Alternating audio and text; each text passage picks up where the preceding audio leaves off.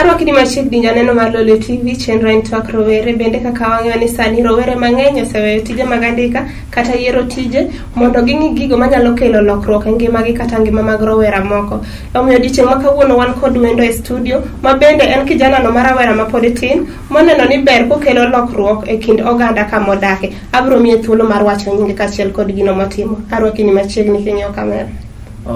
An nyinga Joshua Wenslaus to adake Nyalenda, apone Nyalenda to Nyalenda kanyo bende masome. To gisani and the initiative a registered organization called Elevated Hope and Life, where we have so many thematic areas that will be mawa aim at Konyo Godo society mamaro kumawadonge. Joshua nyalo wacho ni organization mi wacho nyinge ni nyalo wacho ni chake karango tango mi ni chake. Organization no bedo registered. Initially we were working as we were on the process of registration.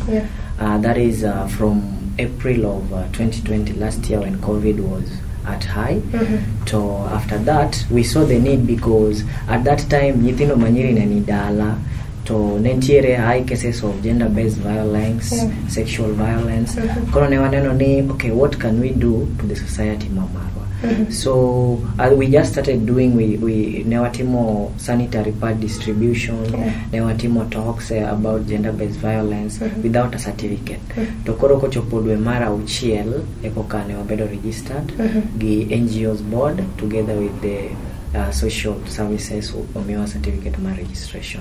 Koras pakani koro we just started doing the work legally because we are registered. So how old is the organization? Kato setie kodweche ama igni adi kama king'iyo? Kochopo dwe mara uchiel koka wadhi bedo gi higa achiel. Dwe mara uchiel igani? Inyalo wacho ni kani chako tijni ni chake kendi ama ntiere group of people mani call upon mondo mi udhi mbele gi tijni? Okay, nan osiepe ga moko and then ne waneno ne wabed no gibiro dato samoro wacho ni okay, an incident moro notimore, ntiere jiranda moro mane ogore gi jaode to by chance bende nyathi manyako moro ne ntiere kanyo to there were claims ni ntiere kaka babano ne defile ga nyathino.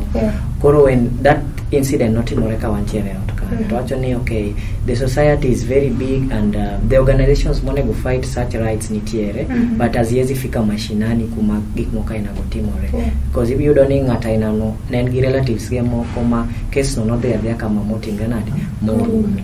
Koro we decided ni how can we advocate for such issues and then we just started doing the first incident mane wasot ne wadhi adhia odno to ayudo babano gi chiege to we talked out with them ma we discuss ma we made peace. We said okay, it's possible. So mane wachako godo initiative no. Ma as nyaka sani gin cases adimu se solve ma gigo matimore ginango gini matimore mane uneno ni mondo ber ka usolve kaka in kaka rawera. Okay, ntiere case mara jo ma disabled, ntiere disability card moro ma imiyo ga jo ma disabled. So not all of the disabled people nigi card no endo. That is one way we try. We link them up with the organizations ma deal with that. Huduma Center kachacha bende maginyalo yudo cards go eko. Apart from mano bende there are widows in the society might not have been having children, sons, and then being nikoro they are left, husbands ginoto. The brothers to the husband or the sisters to the husband wants to take the plot and sell the widow away. Koro such cases in our bende we advocate for. We try so much, we link them up with the chief so that they get the title deed, then the ownership. Such to bende ntiere cases moko mag normal to sexual violence, gender-based violence, rape and all the stuff. Magubene waneno kaka we just partner with some organizations to waneno kaka wa solution. Waneno kaka cases mag gender-based violence, rape, ntiere structure ma ngato nego up to the end kata level makoro neno ni case no bedo solve. Bende bende useluo step machalo kama no muchopo kama koro uchako gi chief plus the other offices muneno ni cases go solve maber koso uchako gi maybe to wegi dire ka koro weche tek. Gima case manangisi mara baba mane gore gi chiege gi nyathicha ne wadhi ma wa handle it at the house level, and then we forwarded the matter to the chief because ne wang'eyo ni the man was very arrogant. In fact no ken welcoming kata kaka ne wadhi ot kanyo. Koro wangiso chief ni such a thing not imore, so you can get the couple mundi ilos godo. And then they went to the chief's place, they talked the issue. To koro ngisgi ni kuchako dhao kendo, there's no need you fight because you're big people. So if you see you cannot live there for each other, it's better you just part ways. Mano is one successful thing mawatimo. And then there is this case of the widow ma wanted to be sent away. Chieng mano mukne nyaka ot. Koro chieng mani gero ne ot no, we took some boys with us, ne wabet kanyo ma nyaka ot no ger mo chung mo rumo. So and there was no kelele and all the stuff. Koro we can say Mano Bay is a successive milestone no setting. Seche ma utimo kamano bende udok chien ung'iyo ni case mano solve chande bende joka odak gi kwe. Mano bende utimo? Yeah, we do follow up. Nikech kata dayo mane ode omuk chande, she's one under our palliative care. Watero nega food stamp every month. Wapenje kaka gik moko dhi, she says ni everything is just okay. Even the other family, mama chawaro moga godo, baba nawaro moga godo, so they say they just live in peace and they appreciate. Okay, under elevated organization manichakon, bende ntiere other small CBOs groups boy ma bende utiyo godo, to gin kaka mage? Okay, ntiere Elevated Hope and Life is an NGO, such a charity community organization, and not for profit. To ntiere and our Elevated kanyo ntiere gimilongo ni Raise My Hope Community Project. Yeah, it's a project that works under the Elevated Hope and Life. Koro ango gini magetimo? The main thematic areas mag Raise My Hope Community Project, we have what we call humanitarian assistance, mawachiyogo palliative care, the disabled, alafu wangi environmental preservation, where we partner with other organizations like Kisumu Environmental Champs, Jijenge Youth Organization. We do tree planting exercises, we do water and sewerage management, we clear the trash from the rivers and all the stuff, and then we advocate. You see, we live in a slum, and ntiere kaka jiodak, maybe chochegi ntiere, so we just get a peaceful way wa negotiate godo gi landlord to wangise ni okonego beni jidak environment machal kama, try and build your people a toilet. And for a successive milestone there are these blue toilets that are called Sun Life that were brought up by Kiwasco.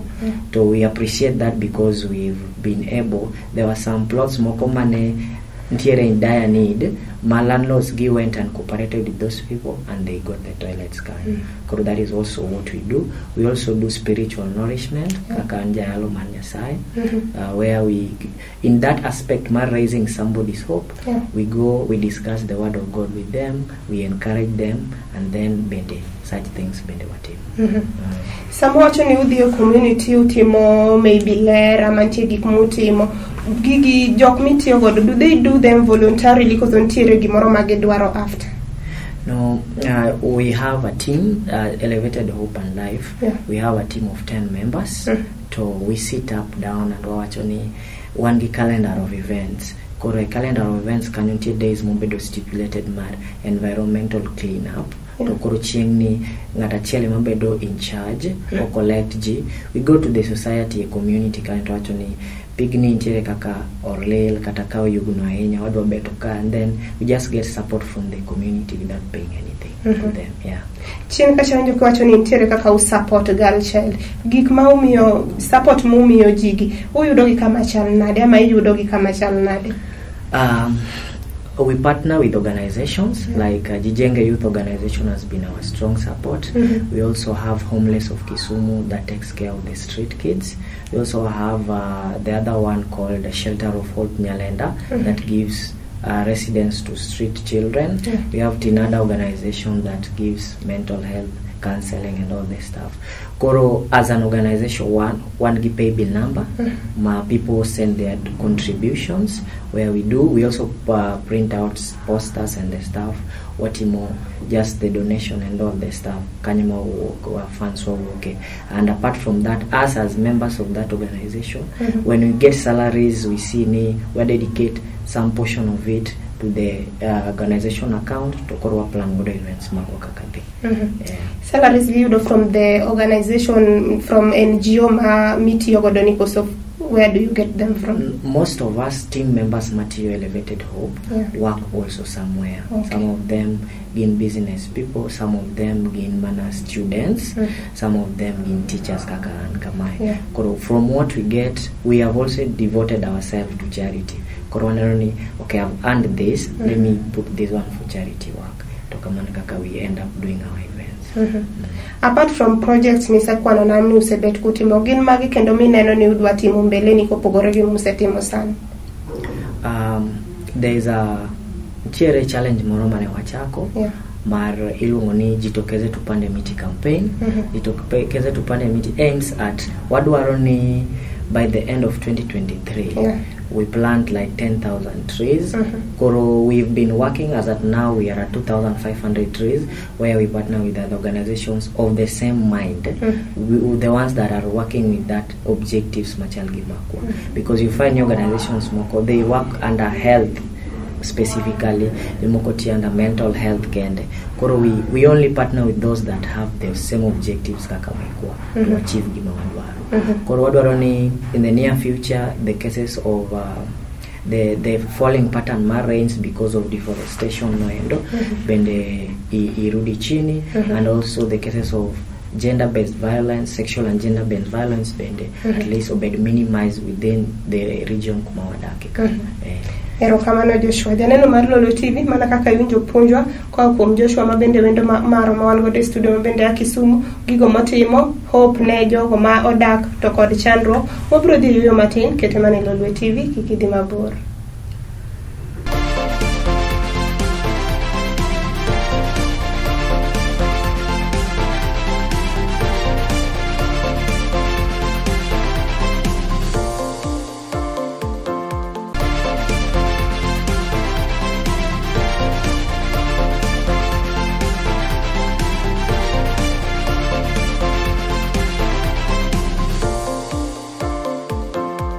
Aro kikendo janeno mar Lolwe TV Chenro en Twak Rowere tielo mar ariyo. Aparo ni wendo ma kawuono wan go e studio longo ni Joshua mabende tiyo gi organization no makelo geno ne oganda kuonde mwadake. Joshua mana kwadhi mbele, inyalo wacho ni the number of people kata jogo ba utiyo go sani bende neno koromo ko, so you are looking forward mondo umed number machielo?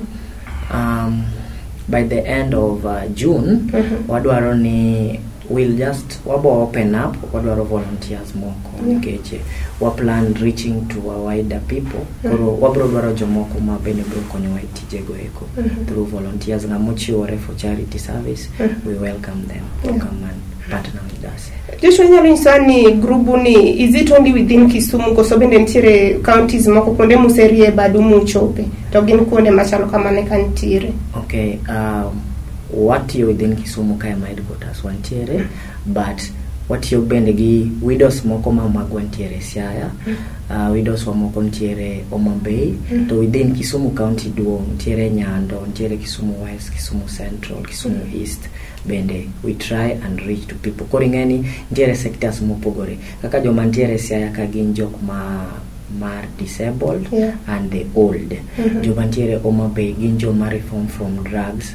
These are areas where fishing nitiere nyanga drug is prone and all the stuff. Koro watemo mondo or bring them back to their life.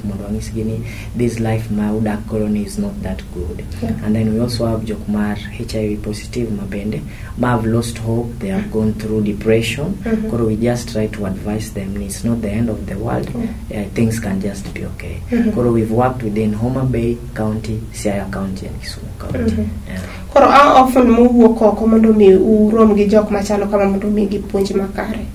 A organization kanyo wan gi gimiluongo ni Elevated Hope and Life calendar of events. So we watemo ni dwe achiel watimo activities a beach every Saturday of the week and one Sunday of the week, the last week. Koro plan ka if it's we month no 10 mar girl child reach out, what the watimo mar girl child reach out kende ka en palliative care. Ng'eni palliative care mar chiwo chiemo to watimo dwe ka dwe. Koro mano watimo the second Saturday of the month. Ka en mar tree planting exercise, mano watimo the last Saturday of the month. Koro kaka calendar watiyo gi ratiba no kaka dhi nikech mano be konyowa planning financially. Mondo wane kaka resources wadhi yudo, kaka jomage madhi bede filled by that time, nikech inyalo bedo ni pango event to samoro one of our members is busy somewhere. Koro nyaka wa communicate kod wang'ise ni tarik makama ibro dhi kachacha e field kachachande. To at the same day wambe wabro bedo ka watimo events moro. Udhiambo ka waduogo to wa sum up report gik ma waneno and all the stuff. Koro we plan again for another event. Chien kanyo awinjo kiwacho kabaro ni utiyo maybe uwuoyo gi jogo ma samoro ne tiyo gi drugs to seweyo. Ere kaka u reform jogi ma gidoge wang' kaka jok manyalo tiyo maber marizon maber kendo? Okay, ing'eyo ng'at ma madho ndawa kata ng'at ma madho kong'o ok inyal dhi dichiel ming'ise ni adwaro ni we kong'o ni nyaka ochak we mos. Ing'eyo ntiere jok ma ging'eyo ang'eya consequences meg madho kong'o, but they are just ignorant about it. Kodi ng'ise ni okay, you have a family. Ntie such scenarios moko ma they end up spending gimagi yudo e kong'o to family bay is in dire need. Koro we just try to impart them sense. Ing'iso ng'ato ni in gi nyithindo madhi school to kinya provide gi what benefit miyudo kimadho kong'o. To bende ntiere at some point moko ma very very needy situations ma ntiere like for an example ntiere baba moro mane was too much alcohol addict. To koro ne wafwenyo ni otiyo ne mzungu moro to kose yudo pesa ne to dhi omer. Koro ne advocate ma wadhi ne mzungu to wapimo ne condition ma ntiere ode ma watango ne pichni gi gik mane watero. Koro ne ng'ano nowacho ni ntiere part of the income mobro miyo ga wife ne directly to ntiere part mobro miyo ng'ano nikech ng'ane matiyo. Koro mano bende waneno ka was just okay. Gin challenges magi kendo muchako romo godo e field sama samoro udhir ng'ato ma samoro ne tiyo gi yath to oweyo. Ng'ani sometimes en in denial mar dok e gini nikech onen samoro kanyo ema ngimane ochope. Ere kaka uketo ng'ani dok ka mondo ngimane odhi mbele makare? Okay, e society kae ki approach ng'ato mi bende approach mopogore. Ka ng'idhine ni okay, atiyo gi elevated hope and life, we are advocating against drug, to mano nyalo ruko, but being ni wan gi other thing wati curious tie mana kaka pod wabro yude nikech wanyalo ng'ise ni okay, wabiro ne spiritual mentorship kanyo, wabiro puonjo wach Nyasaye. To it happens so ni chieng spiritual nourishment no biro mo winjo wach mowacho ni kong'o man wacho na cha aneno kada timra nade adwawe. To kata other activities kaka tree planting exercises, we need people to dig holes magpidho yien. Koro ing'eni ka en ng'ama into drugs ma en idle okoti to koro waneno ni wang'ise ni kwabiro pidho yien kuma chal kamae, kinyalo biro mondo ikunywa tiend yiende go mondo wachuli mondo iwe bedo idle, to make sure ni pesa miro ni dhi timo gimoro matimena ma constructive.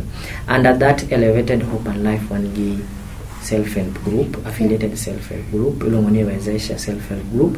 To Wezesha ni ema wawinjore gi ng'ama is trying to reform. Wang'ise ni okay, wadwa chuli mondo ikunywa buchegi, but wadwa kanoni gimoro ma at the end of the month kata at the end of the year biro tikao tineno gimitimre godo inyalo konyori godo. And some of them support that initiative. Koro we don't just attack them directly, no, iso ni wadwa ni wekong, lakini wayudo mana means moro mabende we bring them in. Ere yore muyudo godo jok machalo kamae, une mwaka udhi manyo koso un gi people on the ground mamiyo information then udhi? It happens so ni samoro ka wadhi activities moko to we get to meet them. Kaka like there's a day moro ne wadhi chiwo sanitary pads. To venu mane wakwayo ne dala ng'ato ne wadhi to koro wo dala no moro ne mer. Koro no biro to yudo ka event dhi mbele to chako go koko and then I had to calm him down. Nang'ise ni counseling prabidni wacho ni kech kae to wano wachiwo gik moko to kwanene. Koro nang'ise ni ka pesa ni dhi many godo lunch ka sidu iduogi. Koro at that time kaka no duogo, koro the next time kane wadhi leme to wayude gi joge moko ma bende chal kode kama. Koro kanyo ma wachako discuss wanyise ni wabro biro ga kae every second Saturday of the month, wapuonjore wach Nyasaye kaka ji nyalo ritore. Koro gibende giluongo mana jowetegi. Koro we get like one at the end of the month one like 25 people mantiere chieng' ma wadhino endo. Some other cases moko tinyiso waga ng'ato wacho ni just a concerned person gocho to wacho nitie family moro ma is in dire need, not because the parents cannot afford, but because both of the parents are drunkard. Koro wanane kaka wanyalo timnade wanyalo konyo to kama kaka watu. So far jok ma samoro usewuoyo godo mondo yedhe mamero ji owe kongo, maybe mondo doge drugs, jogi be useluongi magi moyudo ni gidhi mbele gi gik manu puonjo gigo makare. Gima damor wacho ni most of jok ma ose reform from drugs, most of them watiyo godo ka wadhi events. Nikech iyudo ni okay ka wadhi Siaya to nitie jok mane wagine ne kono. Gine magibiro to gi hoist no tent, giloso no system, itimo no gigo, at the end of the day ka wuok to wamanyo gimoro to watimrad to wamiyo gigo, but we get up follow them. In fact some of them emagocho ga to penyo ni mwalimu ubiro karang'o, to ngisa ni wabiro tar makamae. Koro that one shows ni they are positive about gimane wa impact gigo. Koro sani iwacho ni utiyo Siaya, Kisumu, Homa Bay. Bende uneno kudhirie badu mokalo counties go, koso uneno nutiatia kuonde go komondi? With support gi Nyasaye gimora mora nyalore. The bed no maber kata ka watiyo within 47 counties manie Kenya kaendi, but Nyasaye gimoro dhi step by step. You mentioned kanyo support ni ngat masamoro ne niyama kalore kod puonj no mimiyo ji sani. Gin support kaka mage masani udwaro sana monde udhi mbele gi tiju ni makaro? Nyocha wiki ariyo mokalo ne wachako gimiluongo ni mask drive. When ne wadhi Siaya kocha to I realized it's not ni families go gin ignorant about COVID, but it's because how would you afford buying a mask at 20 shillings yet ikoso gimichame out. Koro ne wachako mask drive no sanitizer drive, ma we are trying to collect mask and sanitizers mondo water ne gi chieng mo wadhi limo gi kocha chande. Apart from that, the daily donation mar sanitary pads bende, menstruation and give madi monthly. Koro kwanya wacho ni wacho pok moro ma wan contented gi ma wan godo. Anybody manyalo konyo wagi sanitary pads or clothes, nikech bende ntiere organization moro ma partner go iluongo ni Cloth Drive, Cloth a Child Initiative. To Cloth a Child Initiative no, it aims at clothing the children magin street families. Koro ngata manyalo donate no clothes bende, we invite that. Any financial support when we pay bill number, you can also donate through that. Okay, kar street families kani wegin leuni kende mutero ne gikoso ntiere bende geno moro ma un godo kod ndalo mabiro. Working together with Homeless of Kisumu. Homeless of Kisumu nigi program moro ma they get to meet street children every Saturday. To gimiti mokanyo gin soccer activities. After that in the evening gini entrepreneurship madongo manyalo tiyo entrepreneurship service moro gibendo advised. To koro what as an organization what we chip in and wanyamiyo gileuni kata chemo magichamo chieng no gi refreshment, because you cannot teach somebody on an empty stomach. Koro chemo magichamo chieng no gileuni go eko mpira and all the events mwatimo waneno kaka wa partner to wakonyo. Bende ntiere moko masamoro ose approach ni Joshua neno ka maybe life ni okane kamora adwa ni monda reform monda walk back to normal life. Ntiere a scenario moro nyathi moro no approach one of the street corner to wacho ni he ran away from home because of the frustration manoido from the dad, stepdad mano coming, So we didn't just rush to tere a children's home or tere school. Now what do I do ni what is the truth? Nikanyithino moko bendi don't say the truth. Koro wadhinya kakanyo to the reception mane janyuol ne madichuo no miyowa beno wacho ni like kaka no respond more before wachop katakan no wacho ni no kodwa kata neno nyathino. And then the mother also no side gi baba no endo eno kodwa ne nyathino. Koro ne wabiro to wacho ni okay, anyalo offer temporary housing accommodation ne nyathino, but permanently bene nyakanyika kanyalo konye. Koro we partnered with the Shelter of Hope mantiere Dungaka, and then we planning kajio yepo nikech nyathino as at now ene children's home moro. Koro ko yepo to bro biro to somo e orphanage moro but daraja nanga kachacha kosecho moto obiro nikech it's very closer. Koro obiro school to dog, obiro school to the children's home godhiambo. Kamano. Joshua, inyalo nyiso ni nyaka ni chak wuodhi mar chako initiative kata organization. Gin ber mane mise romo godo ama mise yudo ama mise puonjori in kaka Joshua? Gin gik machalo nade? An chunya morne en ni kakonyo ng'ato. Word ma ng'ato kano ngisani erokamano, thank you. That one really means a lot to me because it opens the windows of blessing. Mari anyone. Personally also I've come to realize ni Kenya wakaendi people are in need so much. And mani koro is not that konyo chop negi, but they don't know where to get that help from.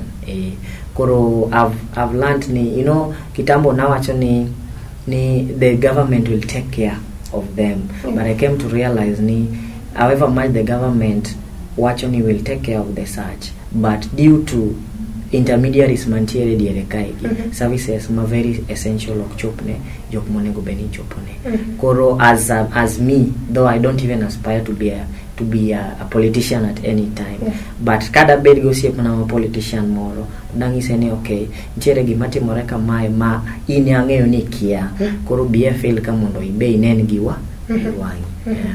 To ang'o madier nyiso jogo ma samoro ji 10 miwacho members 10 ma isebet kitiyo, are they so much supportive? To en ang'o gini minyalo kono gi mondo udhi mbele gi tijni e yo makare? Okay, ing'eyo kichako gimoro to frustration nyaka bedi. Ntiere joma dhi temo discourage, ntiere joma ndi shuni threats, neno some of them bende yani negiyudo threats mang'eny kuma gitiye gi jirende gi. Ing'eyo ni inyalo bedo ni idake landi to being ni you offer palliative care nikech foods go bedo sorted e landi kanyo ka giwuok. Korido ni the ntie animosity moro ma bedo created e landi kanyo. But the team ma we work with are very cooperative, they are very assistive, ginjok malezin, and they are people ma are out there to help the society. Joshua, neno ka sama yo wang adwa ni kamera kacha imi jogo mane ni Rowere kachiel kod jogo ma samoro isemiyo kony wach ni mugi kaka CEO mar group mawuoye kawuono ni kamera kacha mondo megi advice mogik. Okay, raise my hope wantiere Nyalenda to gisani one mana team of 10 members. So they were ni if there is anybody who is willing to partner with us, anybody who is willing to volunteer with us, number wabro yudore mondo wawu to ngata ma wase konyo ibende tem ichier lweti bende ikony ngat moro. Impact that kind spiritual impact mane yudo, try and teach it to someone. Kain gimoro minyalo yudo ibende temri penjri ni anto mikonya pile ni anabro konyo ngato karang'o.